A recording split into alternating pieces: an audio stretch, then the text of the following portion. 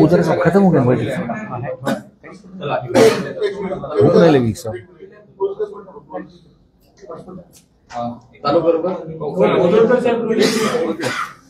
भैया अजित दादा ज्यावेळेस आले होते त्यांनी शासनाने एक समिती जी आहे 2 वर्ष नियोजनामध्ये जो काही कामाचा भ्रष्टाचार या संदर्भामध्ये चौकशी समिती आहे त्यांनी नेमलेली आहे, कसं पाहता? नाही, त्या दिवशी या संदर्भात मला वाटतं मीडियामध्ये बोलते ना सुरेश अण्णा धस यांनी सुद्धा हा विषय तिथं मांडला आणि मांडल्यानंतर जे काही 2 वर्षामध्ये बोगस बिल उचलण्यात आले काही हेड वरतून त्याची कागद त्यांनी दादाकडे त्या दिवशी मीटिंगमध्ये बोलल्यानंतर त्यांनी लेखी दादाने त्याच्यासाठी सांगितलं.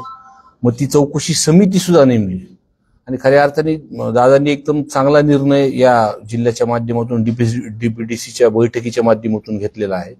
मग बऱ्याच काही गोष्टी आता बाहेर येतील करून का ह्या काळ मागचा जो पालकमंत्री असताना धनंजय मुंडे साहेबांनी आम्ही आमदार असलो किंवा दुसऱ्या अपोजिशन मध्ये जरी बसलो असलो एखाद्या कामाचं उद्घाटन करायचं सुद्धा अधिकार आम्हाला त्यांनी दिला नाही. आपण बीड मतदारसंघामध्ये जर बघितलं असेल तर कुणीही उठून नारळ फोडायचं हा विषय एकदम चुकीचा आहे. कोणत्याही हेडवरती कुठेही पैसे त्यांनी सरकवलेले आहेत आणि ते पुराव्यासहित दिलेले आहेत.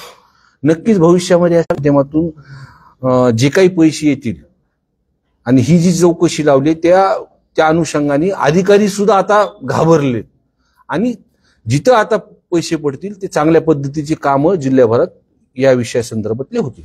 गेल्या अनेक दिवसापासून तुम्ही आरोप करत होता की 5 वर्षांमध्ये कधी आम्हाला समान वाटा या मतदारसंघाला मिळणार. अजित पवारांनी असं काही तुम्हाला आश्वासन दिलं किंवा तुम्हाला अपेक्षा वाटतात की समान वाटा तुम्हाला मिळेल? त्या दिवशी अजितदादांनी डीपीडीसी मध्ये सगळ्या मतदारसंघातला विषय ऐकून घेतला. महत्वाचा विषय माझा जो बीड नगरपालिकेचा होता की जी काही थकबाकी होती आणि त्याच्यामुळे जो 25 MLTचा तयार झालेली योजना सुद्धा थांबली होती MSEBची थकबाकी न भरल्यामुळे.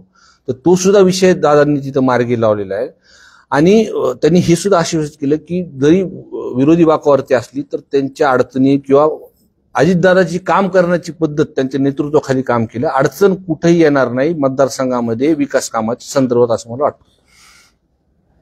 अंजली दमाने यांनी देखील आज आरोप केले की कृषी विभागाअंतर्गत नॅनो युरिया खरेदी असेल त्याचबरोबर जो पंप वाटप करण्यात आला शेतकऱ्यांना बॅटरीवरचा पंप त्या देखील खरेदीमध्ये जवळपास 100 कोटीचा घोटाळा झाला तर त्यांनी आरोप केला. कसं पाहताय कृषी मंत्री त्यावेळी धनंजय मुंडे? नाही, मी त्यांची बाईट बघितली नाही पण अंजली ताई दमाने जर बोलल्या गोष्टी तर ते कागदपत्र असल्याशिवाय ते बोलत नाहीत. मागे जो हार्वेस्टरचा विषय जो आपल्या समोर आला होता त्यामध्ये हार्वेस्टरचा मुद्दा त्या ज्या लोकांना जो तिथं त्रास झाला किंवा ज्या लोकांनी तिथं पैसे दिलेले आहेत संतोष अण्णा देशमुख प्रकरणानंतर ज्या पद्धतीने सर्वांनी तिथं लोकप्रतिनिधी बोलले तर कुठंतरी लोकांनाही वाटतं न्याय भेटणार आहेत आणि न भीतीपोटी जे लोक शांत बसले होते आज एक माणसं त्या विषयावर बोलतात. ते प्रत्येकाकडं कुणी ना कुणी त्यांच्यावरती जे अन्याय झालाय ते कागदासहित माझ्याकडे पण काही देतात. ते तसं अंजली ताई दमाने सुद्धा त्यांच्याकडे कागद असल्याशिवाय ते बोलणार नाहीत. बरोबर असेल. राजीनामे देखील त्यांनी मागणी केलेली आहे, राजीनामा दिला पाहिजे. मी तर पहिल्या दिवशीपासून मागणी करतो. मी सभागृहामध्ये जेव्हा पहिल्यांदा मांडलं किंवा गावामध्ये गेल्यानंतर जे लोक म्हणत होते लोकांची परिस्थिती मांडली आणि त्या पद्धतीने जो तपास जो काही घडलाय आता तपास केल्यानंतर ते CDR वरतीच आला असेल आणि जे कनेक्शन जे आहे की खंडणीपासून हा 302 गुन्हा घडलेला आहे आणि मी आज सुद्धा ह्याच गोष्टीवरती थांबेन. पहिल्या दिवशीपासून मी सांगतोय की ते CDR वरती ज्या 12 तास जो उशीर गुन्हा नोंद करण्यात झाला वाल्मिक कराड काही एवढा मोठा नाहीये कोणतरी वरद माणसांनी त्या प्रशासनामध्ये ते जे त्यावेळेसचे SP असतील, DYSP असतील त्या रिजनचे किंवा पोलीस स्टेशन मधले जे प्रशासन असतं, कुणी फोन केला ह्याचे CDR जर तपासली तर पूर्णपणे लक्षात येईल. किंवा 28 तारखेला जो आपला बीडमध्ये मोर्चा झाला होता, 1 लाख लोक, सगळ्या जाती धर्माचे लोक जमले होते न्याय भेटण्यासाठी त्या कुटुंबासाठी. मला ही माहिती भेटली होती की त्या कालावधीमध्ये एका मोठ्या हॉस्पिटलमध्ये वाल्मिक कराड तिथं म्हणजे ट्रीटमेंट घेत होते, म्हणजे फक्त आराम करत होते, आणि वरतून टीव्ही वरतून हा सगळा जे काही हा सगळा विषय ते बघत होते. मग त्या कालावधीमध्ये कोण त्यांना भेटलं किंवा कोणत्या माणसांनी त्यांना ऍडमिट केलं, कोण भेटून गेलं, इतके दिवस त्यांना काय संरक्षण दिलं त्या प्रकरणामध्ये, कोण, हा तपास कोणत्या दिशेने चालू. मी वारंवार हा विषय बोलतोय. मी एकीकडे म्हणतोय ना की काही लोक अटक झाले, पण दुसरीकडं म्हणजे जे आता ते त्या संदर्भातलं आमदार म्हणून मी पत्र दिलेलं आहे की या हॉस्पिटल किंवा पुण्यामध्ये अजून काही हॉस्पिटल असतील, कुठं ऍडमिट ते होते, कुणी केलं होतं, कोण भेटायला आलं होतं, आणि त्या कालावधीमध्ये जी ही घटना घडली त्याच्यावरती जे CDR रिपोर्ट तपासून ज्यांनी कुणी वरतून दबाव टाकलेला अधिकाऱ्यांनी हे CDR तपासले तर समोर समोर लक्षात येईल. या घटनेला 56 दिवस पूर्ण झाले, CCTV फुटेज समोर आले, कॉल रेकॉर्डिंग समोर आले, मानावी त्याची कारवाई होत नाही, काय सांगेल?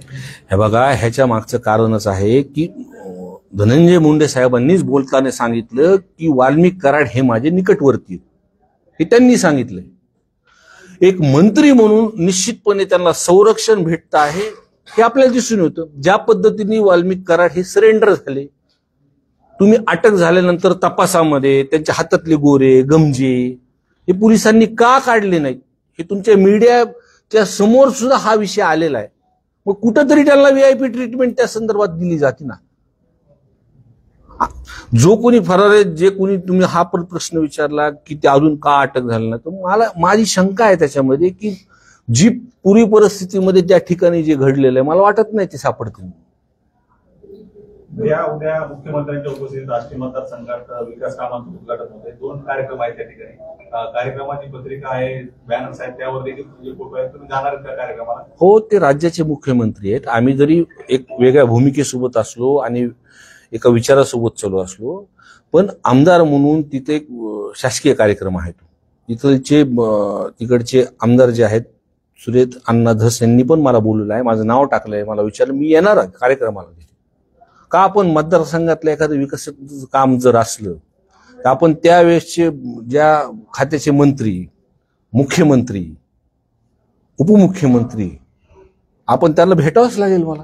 आणि आपण तर उठलं ह्या DPDC मध्ये जी काही इतक्या दिवसाची मागणी होती, मी पहिले सुद्धा ह्या अधिवेशनात बोललेलो विषय की ही जी योजना आहे ही देवेंद्र फडणवीस साहेब असताना त्यांनी उद्घाटन केले, ही मंजूर केलेली योजना आहे. जे आपण सुद्धा बीड शहरामध्ये राहतो, आज आपल्या घरी सुद्धा 15-15 दिवसाला पाणी येतं. 3 लाख लोकसंख्या आहे. त्यांना सुद्धा ह्या विषयावरती त्यांच्या दालनात जाऊन भेटलो, त्यांनी सुद्धा पत्र त्यांनी पॉझिटिव्ह त्याच्यामध्ये सांगितलेलं आहे की योजना तुम्ही चालू केलेली आहे. आणि आज त्याच्या ह्या DPDC मध्ये ऍक्शन अजितदादांनी त्याच्यावरती घेतली. मी उद्याच्या कार्यक्रमाला तिथे जाणार आहे. चौकशी समिती नेमलेली परळीमध्ये आहे, त्याच्यावर तुम्ही समाधानी आहात का? आणि एकंदरीत ज्या पद्धतीने सुरेश दत्तांचं म्हणणं आहे की 2019 पासूनची चौकशी केली जावी, फक्त 2 वर्षाची नाही, 2019 पासून चौकशी केली. मी आता जी माहिती मला भेटली ही सर्वच मला वाटतं जिल्ह्याची चौकशी समिती येणार आहे, आणि ती त्यांची तारीख अजून ठरलेली नाही. पण ही आल्यानंतर या ज्या कालावधीमध्ये जे काही मागच्या ह्याच्यामध्ये जी कामं झालेली ते ज्या पद्धतीने चौकशी करतात, किंवा मी माझ्या मतदारसंघामध्ये सुद्धा ज्या कामामध्ये जी खालीवर झाले, ज्या चुकीच्या पद्धतीने अधिकारी तिथं वागलेले, त्याचे सुद्धा मी पत्र या समितीला मी तिथे देणार आहे. आणि ते काय चौकशी करतात ह्याच्याकडे सगळ्यांचं लक्ष आहे. मात्र असं वाटतंय का की या सगळ्या चौकशी समितीतून निपक्षपाती पद्धतीने हे सगळं होऊ शकतं? आता जसं की तुम्ही मगाशी संशय व्यक्त केला की मंत्रिपद असताना असं देखील आता देखील तशा पद्धतीने होऊ शकतं असं वाटतं का, किंवा इन्फ्लुएन्स होईल असं वाटतं? काय, हे दोन्ही विषय वेगळे आहेत. तपासाचा भाग संतोष अण्णा देशमुखांचा हा पोलिसांकडे तपास आहे. ते जे काय करतात सगळ्या वस्तू काय गोष्टी त्यांच्याकडे आहेत, जसं समजा आपण CDR जर त्यांना जर मागितला आणि त्यांनी सगळ्या लोकांना जर दाखवला, हे त्यांना दाखवता येतो नाही येत हे मला माहित नाही, पण त्यांच्याकडे आहे ते. पण हे जे काही कामं झालेले आहेत, मग ते जिल्हा परिषद असतील, पंचायत समितीच्या माध्यमातून असतील, नगरपालिका असेल, हे कागदावरती कामं झालेली आहेत. ह्या चौकशीमध्ये जे कागदावरती ज्या गोष्टी येणार आहेत आणि ती चौकशी समिती ही अजितदादांनी लावलेली आहे. त्याच्यामुळं मला असं वाटतं तिथं काहीच खालीवर करता येणार नाही आणि येणाऱ्या काळामध्ये जे काही पैसे मंजूर आपल्या जिल्ह्याला किंवा बीड मतदारसंघाला होतील प्रामाणिकपणे काम होतील असं मला वाटतं. भैया, आपण जर बघितलं तर निवडणुकीपूर्वी जी महायुती अखंड होती, नाराजी नव्हती, त्यामध्ये आता कुठेतरी नाराजी दिसत आहे. एकनाथ शिंदे नाराज असल्याचं बोललं जाते. आजच्या बैठकीला देखील ते व्हीसीद्वारे उपस्थित राहणार होते. दुसरीकडे रायगडच्या पालकमंत्री पदावरून गोगावले असतील आणि तटकरे असतील यांच्यामध्ये वाद सुरू आहे. तिसरीकडे आमदार सुरेश धस हे धनंजय मुंडेवर बीडमध्ये आरोप करतात, पंकजा मुंडेवर आरोप करतात. महायुतीमध्ये कुठेतरी बेमनाव दिसतं. तुम्ही हा प्रश्न हा महाराष्ट्राच्या ह्याच्यावरती, मी लई लहान माणूस आहे राव. हा, मी लहान माणूस आहे, मी आपल्या मतदारसंघापुरतं. आमदार आहेत तुम्ही आणि हो, मी तुम्हाला तेच सांगतो, या संदर्भात मी लई लहान माणूस आहे. मी मतदारसंघापुरतच मी आतापर्यंत जे काही विषय का जिल्ह्यापुरतं जो विषय मी तिथं बोलतो, मला असं वाटतं आमचे नेते असतील पक्षाचे, आमचे जे प्रमुख असतील त्या या संदर्भातले उत्तर आपण देतील. देशमुख हत्या प्रकरणाला 56 दिवस होत आहेत. अशामध्ये कृष्णा आंधळे अजूनही फरार आहे. काही तर्कवितर्क लावले जातात. पुरावे नष्ट करण्याची देखील भीती धनंजय देशमुख यांनी उपस्थित केलेली आहे. तुम्ही या सगळ्या संपूर्ण प्रकरणामध्ये काय मागणी करणार आहात याच्यानंतर? मी पहिल्यापासून हीच मागणी करतोय की त्यांना संरक्षण भेटतंय. हे फक्त धनंजय मुंडे साहेबामुळे, मंत्री असल्यामुळे त्यांना संरक्षण भेटते. त्याचे कारण दाखवले सरेंडर पासून. 28 तारखेला ते कोणत्या एक मोठ्या हॉस्पिटलमध्ये पुण्याला ऍडमिट होते. त्यांना तिथं कोण भेटायला आलं, कुणी ऍडमिट केलं, या संदर्भातल्या चौकशी आता मला वाटतं पोलीस प्रशासनाने लोकांसमोर पुढे आणल्या पाहिजे. ते काय तपासाचा भाग म्हणून त्याला अटक केलं म्हणून तो कुठून कोणत्या रूटनी कुठं होते हे पुढं का आणत नाही, ह्याच्या मागचे कारण काय? त्या कालावधीमध्ये त्यांना जे काही लोक भेटलेत, ज्यांनी ऍडमिट केलंय किंवा ज्या केस गुन्हा नोंद होताना जे काही 12 तास उशीर झाला, एवढी मोठी घटना होत झाल्यानंतर काय कारण होतं? कुणीतरी वरतून फोन केले ना, हे आणि फोन रेकॉर्ड हे जात नसतात. ह्याचा तपास केला तर सगळ्या गोष्टी तुमच्या समोर अजूनही मिळत नाही. त्याबाबत तुम्ही मी आता बोललो की जे काही तिकडचं जो काही गणित आहेत, तर मला वाटतं माझ्या मनात शंका आहे की ते मला असं वाटतं ते सापडणार नाही. भैया, शेवटचा प्रश्न. बीड जिल्ह्यातील कायदा सुरक्षेच्या संदर्भात आता ज्या पद्धतीने पावलं उचलली जात आहेत, बऱ्यापैकी पोलीस अधीक्षकांनी ज्या कारवाया केल्या त्याच्यावर तुम्ही समाधानी आहात का? एकंदरीत सगळं जे चित्र होतं आतापर्यंत आता बदलतंय असं वाटतंय?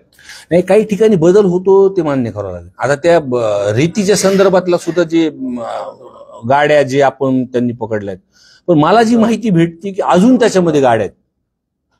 मी त्याचे सीसीटीव्ही फुटेज आणि ते मागवलेत. 40 गाड्यावरती काहीतरी गुन्हे नोंद झालेत ना. मला वाटतं 100च्या वर ते काहीतरी गाड्या आहेत, 150च्या आसपास गाड्या आहेत. ते कुणाला तरी तिथं कुणाच तरी एखाद्या कुणाशी निगडीत आहे मोठ्या माणसं, त्यांना संरक्षण तिथं भेटतंय. म्हणून ते सुद्धा बघून म्हणजे प्रशासन ठीक आहे कारवाई केली, पण सगळ्यांवरतीच कारवाई व्हायला पाहिजे ही आमची मागणी आहे. काल परळीमध्ये काही व्यापारी पोलीस अधीक्षक. अजून एक त्याच्यामध्ये एक गोष्ट आहे, हे फक्त बीड टोलचे तुम्ही घेतलेत. परळी विषय जो रीती संदर्भातला आहे तो विषय मला काय कारवाई केली मला माहित नाही, पण ती कुठं निदर्शनात मला आला नाही. परळीमध्ये पोलीस स्टेशनच्या समोर काही व्यापाऱ्यांनी काल ठिय्या केला होता. एका व्यापाऱ्याला त्याच्या जमिनीवरती अतिक्रमण करून त्याला जीव मारण्याची धमकी दिली होती. काल त्यांनी ठिय्या केला. अद्याप त्या प्रकरणात गुन्हा वगैरे दाखल करण्याची प्रक्रिया सुरू आहे. त्याचबरोबर परळीमधील व्यापारी असलेले महादेव मुंडे यांची देखील 15 महिन्यापूर्वी हत्या झाली होती. त्यातील आरोपी अद्याप अटक नाही. त्या दोन्ही घटनांकडे कसं पाहताय आणि थांबलं कसं? हे बघा, मूळ काय तिथली परिस्थिती जे काही लोक सर्वसामान्य लोक मांडतात, इतके दिवस हे लोक बोलत नव्हते भीतीपोटी. आता सगळेजण बोलतात त्या विषयावरतून, म्हणून सर्वसामान्य लोकांना जिथं कुठं अडचण झाली ते विषय लोकांसमोर होते. तुम्ही थोडीशी माहिती घ्या की परळीमध्ये जे काही 20, 25 वर्षापासून ज्या व्यापाऱ्यांकडे एजन्स्या होत्या, छोट्या छोट्या टूथपेस्ट असतील, कुठं काय साबण असेल, ते 25-30 वर्षापासून कशा पद्धतीने त्यांच्याकडून काढून घेतल्या हेच तुम्ही माहिती घ्या, तुमच्या लक्षात येईल सगळं. ओके. भगवान गडांनी धनंजय मुंडे यांची पाठिंबा केली होती, त्यांचं समर्थन केलं होतं. तुम्ही कसं पाहता? नाही, ते महंत आहेत, मला त्यांच्यावरती बोलणं हे नाहीये. मी पहिल्यापासून जो काही विषय ह्या गुन्ह्यासंदर्भातला आहे की जी अडचण चालू आहे त्या संदर्भातलं बोलतोय. आणि त्यांनी बोलल्यानंतर सुद्धा संतोष अण्णा देशमुख यांचं कुटुंबीय त्यांना भेटलेलं आहे, हे आपण बघितलं आहे. आणि ते त्यांना काय बोलले त्यांनी सुद्धा मीडियासमोर बोललेत. आणि मी 1-2 दिवसामध्ये सुद्धा त्यांच्या कुटुंबाची मी भेट घेणार आहे, त्या विषयावर मी चर्चा करेन. आता सीआयडी असतील, तपासी यंत्रणा, यांना काय तुमचं आव्हान आहे? जसं की आता तुम्ही सांगितलं की जे समोर आरोपी अटक केल्यानंतर ते आरोपी कुठं होते, त्यांना कोणी सहकार्य केलं, तर या संदर्भात जे तपासी यंत्रणा आहे त्यांनी माध्यमांना सांगितलं पाहिजे, लोकांना सांगितलं पाहिजे. त्यांनी एक तर मी जे म्हणतोय ना की 28 तारखेपर्यंत पुण्यात ही माझी माहिती आहे, ते खरं खोटं हे त्यांनी तपासलं पाहिजे.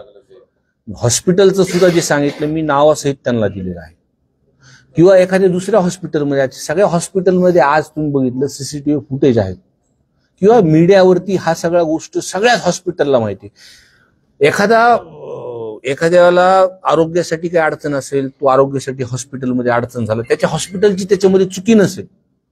पण पुण्यामधल्या आता हा विषय सगळ्यांना माहिती, मी वारंवार मागतोय, तर त्या संदर्भित हॉस्पिटलला सुद्धा ह्याची संदर्भातली जर माहिती असेल तर माझी विनंती असेल त्यांनी पोलिसांकडे द्यावा. आणि ह्या तपासामध्ये पोलिसांनी सुद्धा काय केलेलं आहे हे सुद्धा मी त्यांना पत्र दिलेलं आहे. भविष्यामध्ये ते काय तपास काय केला आहे त्याच्यावरती मी विचारणार त्यांना. रेल्वे उद्या बीडपर्यंत टेस्ट होणार आहे, हायस्पीड रेल्वेची बीड शहरापर्यंत टेस्ट होणार आहे. कसं पाहताय? तुमचे लोकप्रतिनिधी खासदार देखील तुमच्या पक्षाचे आहेत आणि बीडपर्यंत रेल्वे.